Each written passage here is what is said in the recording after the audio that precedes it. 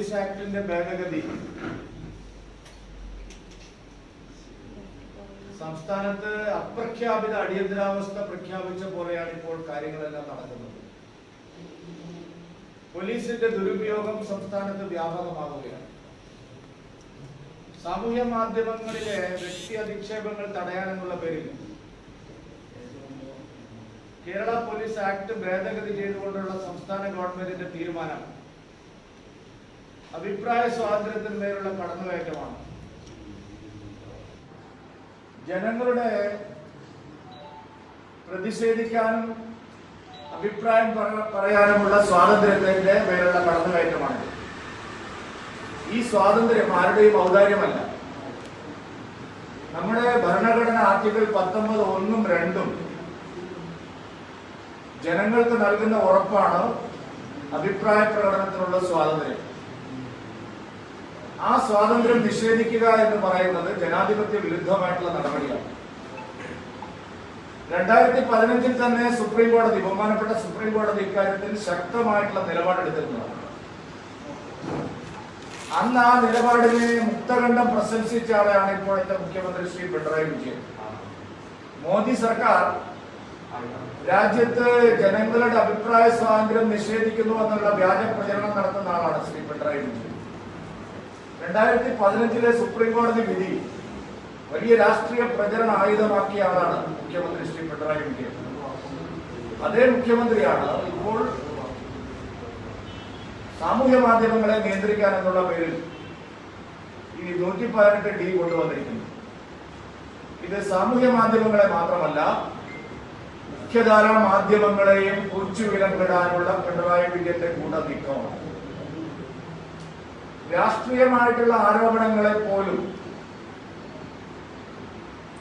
തടസ്സപ്പെടുത്താനുള്ള വളരെ ആസൂത്രിതമായിട്ടുള്ള ഗൂഢനീക്കമാണ് ഇതിന് പിന്നിലുള്ളത്.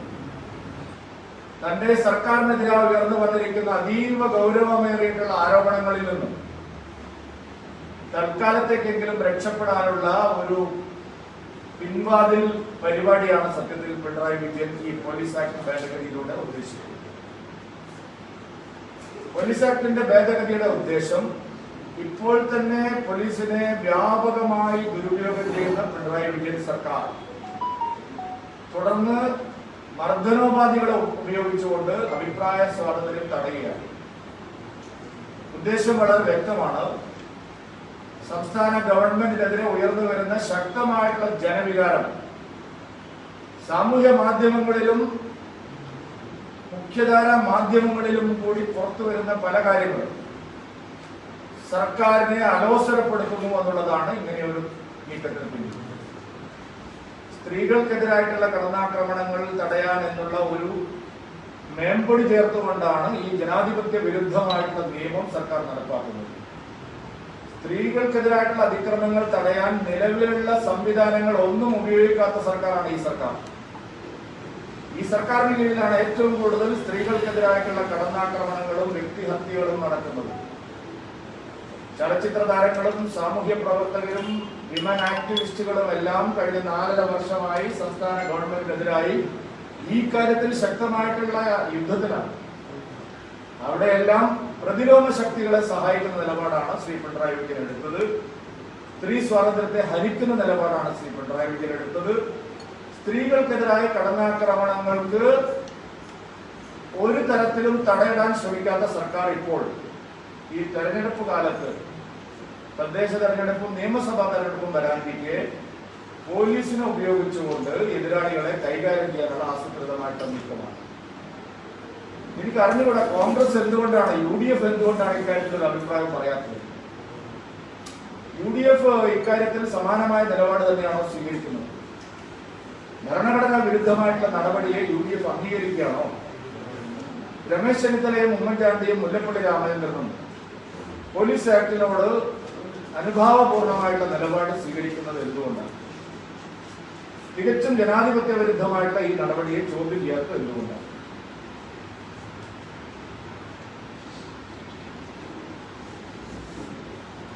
കിഫ്ബിയുടെ പേരിൽ ഭരണഘടനാ ലംഘനം നടത്തിയ, സത്യപ്രതിജ്ഞ ലംഘനം നടത്തിയ ഡോക്ടർ തോമസ് ഐസക് ഇപ്പോൾ വീണ്ടെടുത്ത് കിടന്ന് ഉരുളുകയാണ്. തോമസ് ഐസക്കിന്റെ ഇന്നത്തെയും ഇന്നലത്തെയും ഒക്കെ പ്രതികരണങ്ങൾ കാണിക്കുന്നത് അദ്ദേഹം വീടെടുത്ത് കിടന്ന് ഉരുളുകയാണ് എന്നുള്ളത്. മസാല ബോണ്ടും കിഫ്ബിയിലെ മറ്റിടപാടുകളും അന്വേഷിക്കപ്പെടുന്നു എന്നുള്ള ആദ്യ കാരണമാണ് തോമസ് ഐസക്ക് CAG റിപ്പോർട്ട് ചോർത്തി പത്രങ്ങൾക്ക് കൊടുത്തത്. അതീവ രഹസ്യമായി ഗവർണറുടെ പേരിൽ വരികയും നിയമസഭയിൽ ടേബിൾ ചെയ്യുകയും ചെയ്യേണ്ട CAG റിപ്പോർട്ട് തന്റെ ധനകാര്യ സെക്രട്ടറിയെ ഉപയോഗിച്ച് ചോർത്തി പരസ്യപ്പെടുത്തി അതിനോട് രാഷ്ട്രീയ പ്രതികരണം നടത്തിയ തോമസ് ഐസക് ചെയ്തത് സത്യപ്രതിജ്ഞാ ലംഘനമാണ്. RBIയുടെ അനുമതി കിട്ടിയെന്നൊക്കെ അദ്ദേഹം പറയുന്നത് കേൾക്കുമ്പോൾ ചിരിക്കാനാണ് തോന്നുന്നത്. റിസർവ് ബാങ്ക് ഓഫ് ഇന്ത്യ വളരെ വ്യക്തമായിട്ട് NOC ലഭിക്കണമെങ്കിൽ ആവശ്യമായിട്ടുള്ള മറ്റ് അനുമതികൾ വേണമെന്നുള്ള ഉപാധിയോടുകൂടിയാണ് ഈ കാര്യങ്ങളെല്ലാം പറഞ്ഞത്. ഇതെല്ലാം മാലവർക്ക് മനസ്സിലായിട്ടുള്ള കാര്യമാണ്. പക്ഷെ അദ്ദേഹം RBIയുടെ അനുമതിയുണ്ട്, ഞാൻ നിയമപരമായിട്ടാണ് ഇതെല്ലാം ചെയ്തതെന്ന് വ്യാഖ്യാനിക്കാനാണ് ശ്രമിക്കുന്നത്. CAG റിപ്പോർട്ട് ചോർത്തി കൊടുത്തത് കിഫ്ബി നടപടികളിൽ അന്വേഷണം വരുമെന്ന് മുൻകൂട്ടി അറിഞ്ഞുകൊണ്ടാണ്. രാജ്യത്ത് നടന്ന പല അഴിമതി കേസുകളും പിന്നീട് ദേശീയ ഏജൻസികൾ അന്വേഷിക്കപ്പെട്ടത് CAG റിപ്പോർട്ടിന്റെ അടിസ്ഥാനത്തിലാണ്. CAG റിപ്പോർട്ടിലൂടെ പുറത്തു വന്ന ക്രമക്കേടുകളും അഴിമതിയുമാണ് 2G സ്പെക്ട്രം ഇടപാടിലും കൽക്കരി കുംഭകോണത്തിലുമെല്ലാം പിന്നീട് വലിയ അഴിമതി ആരോപണങ്ങൾ വരികയും അത് CBI പോലുള്ള ഏജൻസികൾ അന്വേഷിക്കുകയും രാജ്യത്ത് തന്നെ വലിയ കോളിളക്കം ഉണ്ടാക്കുകയും ചെയ്തു. സമാനമായ സംഭവങ്ങളാണ് കേരളത്തിൽ ആവർത്തിക്കുന്നത്. സഹസ്ര കോടിക്കണക്കിന് രൂപയുടെ തട്ടിപ്പാണ്, കുംഭകോണമാണ് കിഫ്ബിയുടെ മറവിൽ നടക്കുന്നത്. ധനകാര്യമന്ത്രിക്ക് നേരിട്ട് പങ്കാളിത്തമുള്ള അഴിമതിയാണ്. ധനകാര്യമന്ത്രി അറിഞ്ഞുകൊണ്ടാണ് കുറഞ്ഞ പലിശയ്ക്ക് കിട്ടേണ്ട വായ്പ കൂടുതൽ പലിശയ്ക്ക് എടുത്തത്. അതിനു പിന്നിൽ നിഗൂഢ ശക്തികളുടെ സ്ഥാപിത താല്പര്യങ്ങൾ ഉണ്ടായിരുന്നു. ക്രിമിനൽ കോൺസ്പിറസി ഉണ്ടായിരുന്നു. ക്രിമിനൽ ഗൂഢാലോചന കുറ്റത്തിന് ശ്രീ തോമസ് ഐസക്ക് പിടിക്കപ്പെടുമെന്ന് മനസ്സിലാക്കിയിട്ടാണ് ഈ അറ്റകൈ പ്രയോഗം നടത്താൻ അദ്ദേഹം ഇപ്പോൾ തയ്യാറായിട്ടുള്ളത്. തോമസ് ഐസക്കിൻ്റെത് ക്രിമിനൽ കോൺസ്പിറസിയാണ്. അഴിമതിക്ക് കളമൊരുക്കുന്ന ക്രിമിനൽ ഗൂഢാലോചനയാണ്. കിഫ്ബി ഇടപാടുകളിൽ സുതാര്യതയില്ല. വായ്പയെടുത്ത്, അധിക പലിശയ്ക്ക് വായ്പയെടുത്ത് നടപ്പാക്കുന്ന പദ്ധതികൾ നിലവിലുള്ള മാനദണ്ഡങ്ങൾ അനുസരിച്ചല്ല കേരളത്തിൽ നടപ്പിലാക്കുന്നത്. ടെൻഡർ മാനദണ്ഡങ്ങളില്ല.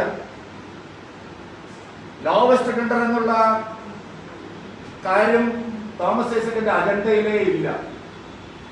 ടെൻഡറിന് യോഗ്യരായിട്ടുള്ള ആളുകളെ ക്ഷണിക്കുന്നില്ല. ചില കമ്പനികൾക്ക് സ്വയം എല്ലാ അവകാശങ്ങളും അങ്ങ് ചാർത്തി കൊടുക്കുക. CPMന്റെ ബന്ധപ്പെട്ട ചില പോഷക സംഘടനകളെ പോലെ പ്രവർത്തിക്കുന്ന ചില സ്ഥാപനങ്ങൾക്ക് എല്ലാ നിയമങ്ങളും കാറ്റിൽ പറത്തിക്കൊണ്ട് കരാർ കൊടുക്കുക, അതിലൂടെ കമ്മീഷൻ അടിക്കുക. ഒന്നാം തരം അഴിമതിയാണ് തോമസ് ഐസക് നടത്തുന്നത്.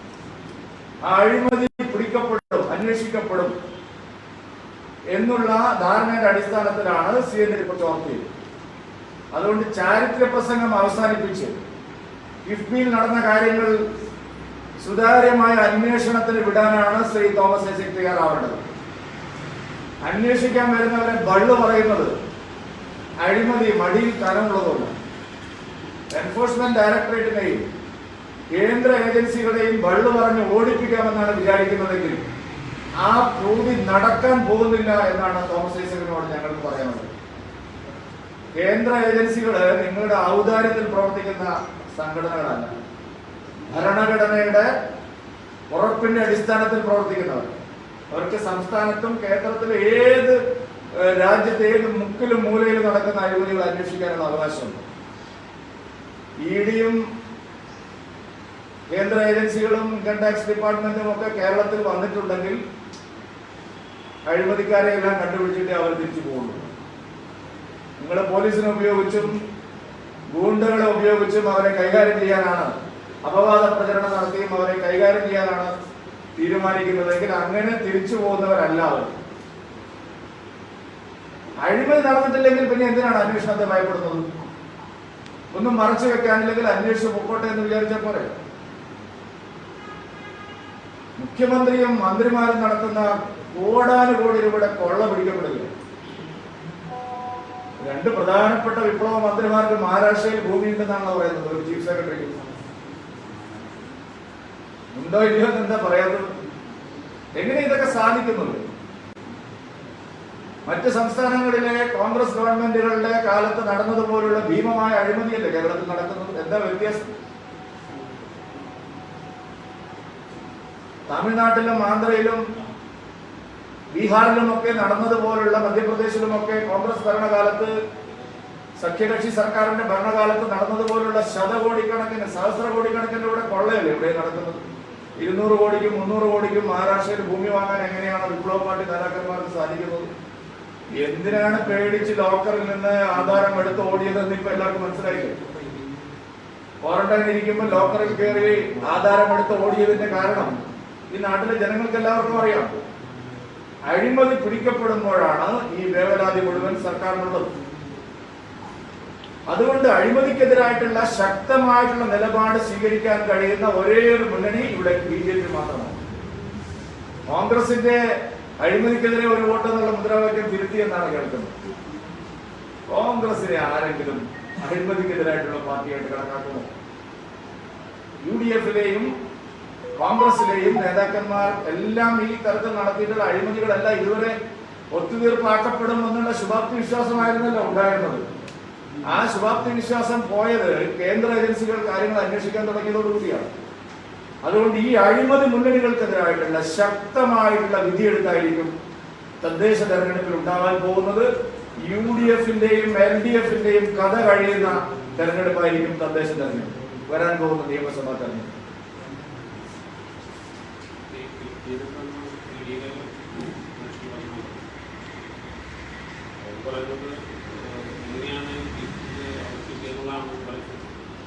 ഇയാൾ ചോർത്തി കൊടുത്തു കഴിഞ്ഞാൽ പിന്നെ ആർക്കും തോമസ് ഐസക്കല്ലേ ചോർത്തി ചെയ്തു?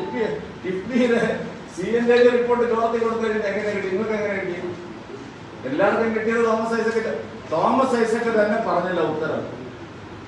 എന്റെ ധനകാര്യ സെക്രട്ടറി പൊളിച്ചു നോക്കി ചോർത്തിയതാണെന്ന് 2 ടെലിവിഷൻ ചർച്ചകളിലും 2 വാർത്താ സമ്മേളനങ്ങളിലും ശ്രീ തോമസ് ഐസക് പറഞ്ഞതാണ്.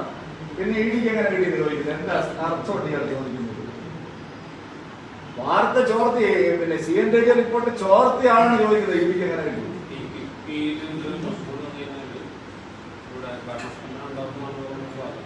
കിഫ്ബിയില്ലെങ്കിൽ ഇവിടെ ഭരണം നടത്തുന്നതാണ്. കിഫ്ബി ആരും തടസ്സപ്പെടുന്നില്ല. അത് കള്ള പ്രചരണമാണ്. ഇവിടെ ലൈഫ് മിഷൻ തടസ്സപ്പെടുത്തുന്നുവെന്നാണ് മുഖ്യമന്ത്രി പറഞ്ഞത്. വടക്കാഞ്ചേരിയിലെ അന്വേഷണം പ്രഖ്യാപിച്ചപ്പോ, നമ്മുടെ തൃശ്ശൂർ ജില്ലയിലാണ്, ലൈഫ് മിഷൻ തടസ്സപ്പെടുത്തുന്നുവെന്നാണ് മുഖ്യമന്ത്രി പറഞ്ഞത്. ലൈഫ് മിഷൻ ഇവിടെ എവിടെയെങ്കിലും തടസ്സപ്പെടുത്തിയിട്ടുണ്ടോ? കരാറുകാരെ ഓടിപ്പോയതാണ്. 20 കോടിയും 10 കോടിയും കമ്മീഷൻ ചോദിച്ചിട്ട് അത് മുഴുവൻ കൊടുത്തിട്ട് കേസിലും കൊടുക്കുമെന്ന് പറഞ്ഞപ്പോൾ കരാറുകാരൻ ഓടിപ്പോയതാണ്. ലൈഫ് മിഷൻ ആരും തടസ്സപ്പെടുത്തിയിട്ടില്ല. കിഫ്ബി ആരും തടസ്സപ്പെടുത്തില്ല. നിങ്ങൾ ടെൻഡർ വിളിക്കും, മര്യാദയ്ക്ക് ടെൻഡർ മാനദണ്ഡങ്ങൾ അനുസരിച്ച് ആളുകളെ കോട്ടികൾ സമ്മതിക്കും, പരിശോധിക്കും, പർച്ചേസ് മാനുവൽ അനുസരിച്ച് സാധനങ്ങൾ വാങ്ങിക്കും. ഗവൺമെന്റിന് വ്യവസ്ഥാപിതമായ നിയമങ്ങളില്ലേ? തോമസ് ഐസക്കിനും പിണറായി വിജയനും മാത്രമായിട്ട് ഇവിടെ ഒരു നിയമമുണ്ട്. നിയമലംഘനം നടത്തുമ്പോഴാണ് ഇത്തരം ആക്ഷേപങ്ങൾ വരുന്നത്. ആക്ഷേപങ്ങൾ വരുമ്പോ വികസനത്തെ ബാധിക്കുന്നു പറയുന്നത്. എങ്ങനെ വികസനത്തെ ബാധിക്കുന്നു? നമ്മുടെ നികുതി പണം എടുത്താണ് ശ്രീ തോമസ് ഐസക്, അല്ലാതെ തറവാട്ടിൽ നിന്ന് കൊണ്ടുവന്ന് കൊടുക്കുന്നതല്ല. 6750 കോടി രൂപ ഓൾറെഡി നമ്മൾ അടച്ചു കഴിഞ്ഞു. കിഫ്ബി ഭയങ്കര സംഭവമാണ്. അത് അങ്ങനെ ആകാശത്ത് നിന്ന് പൊട്ടി മുളക്കിയാണ് വികസനം എന്നാണ് പറയുന്നത്. ഏത് പൊട്ടി മുളക്കിയാൽ നമ്മുടെ കാശ്, ട്രാൻസ്പോർട്ട് ടാക്സ്, പെട്രോളിയം സെസ്, പ്രളയ സെസ് ആര് കൊടുക്കുന്നത്? ഈ നാട്ടിലെ ഓരോ പാവപ്പെട്ടവനും കൊടുക്കുന്ന ടാക്സ് ആണ്. അതെടുത്താണ് ഈ അഭ്യാസ പ്രകടനങ്ങളെല്ലാം നടത്തുന്നത്. എന്നിട്ട് വലിയ വിപ്ലവം ഇവിടെ നടന്നുകൊണ്ടിരിക്കുകയാണ്. കിഫ്ബി വിപ്ലവം തട്ടിപ്പല്ലേ തോമസ് ഐസക് നടത്തുന്നത്? വിദേശത്തെ നിക്ഷേപം ഉണ്ടെന്നാണ് ഇപ്പൊ പറയുന്നത്. അന്വേഷിക്കാൻ ധൈര്യം ഉണ്ടോ തോമസ് ഐസക്കിന്? ഇതൊക്കെ പറയുമ്പോ അത് മുടക്കാനാണ് ഇപ്പൊ 118D കൊണ്ടുവന്നത്. നടക്കില്ല സാർ. ജയിലിൽ പോയാലും അഴിമതിക്കെതിരായിട്ടുള്ള ശക്തമായിട്ടുള്ള ആരോപണങ്ങൾ ഞങ്ങൾ ഉന്നയിക്കുക തന്നെ. ഇതൊക്കെ ഞാൻ പറഞ്ഞിട്ട് വേണം നിങ്ങൾ കേൾക്കാൻ. ഇത് അവസാനം നിങ്ങൾ പറയും, ഞാൻ ആദ്യം പറയും, പിന്നെ നിങ്ങൾ പിന്നെ അതൊന്നും ഞാൻ പറഞ്ഞില്ല. അതൊക്കെ അന്വേഷിച്ച് കണ്ടുപിടിക്കേണ്ടത് കണ്ടുപിടിക്കുള്ളൂ. എനിക്ക് അക്കാര്യത്തെ കുറിച്ച് നല്ല ബോധ്യമുണ്ട്. പക്ഷെ ഞാൻ ആദ്യം പറയുമ്പോൾ നിങ്ങൾ പറയും സുരേന്ദ്രൻ ആദ്യം പറയുന്നു, പിന്നെ അത് വേണ്ട.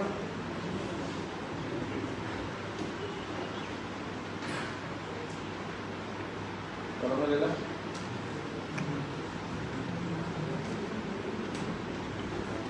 Thank you.